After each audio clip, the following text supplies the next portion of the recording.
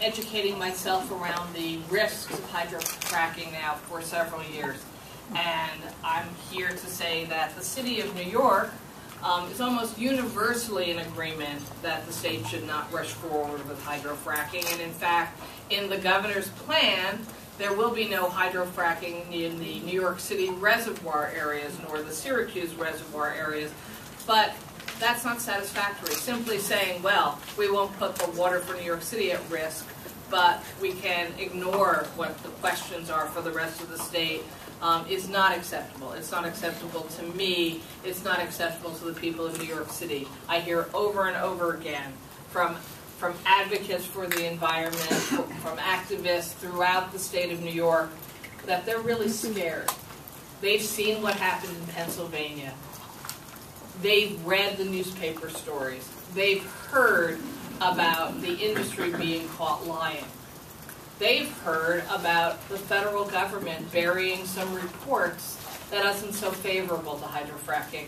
And they're asking us as state legislators, they're asking us as their state government to do more than our due diligence, to cross every T, dot every I, challenge every assumption before any kind of permitting goes forward in New York State.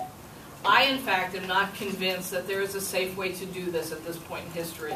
I'll accept the fact that technology keeps moving forward, and we might find ways to do hydrofracking or some other model of removal of natural gas from below the Marcellus Shale in the future that doesn't put our communities at risk, our air and water at risk, our farmland at risk.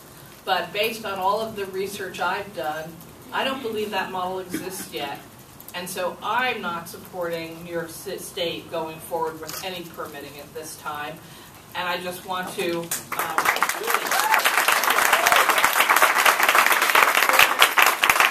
Senator Wolf said when he pointed out the industry was invited to this hearing. He made it very clear to me that the industry was invited. If they've got nothing to hide, why do they never show up to testify on their own defense? Look at all of you. I look forward to hearing from all of you, and I wish that there was a more honest dialogue taking place with the people who are pushing for New York State to allow hydrofracking to take place. Thank you, Senator Wolf.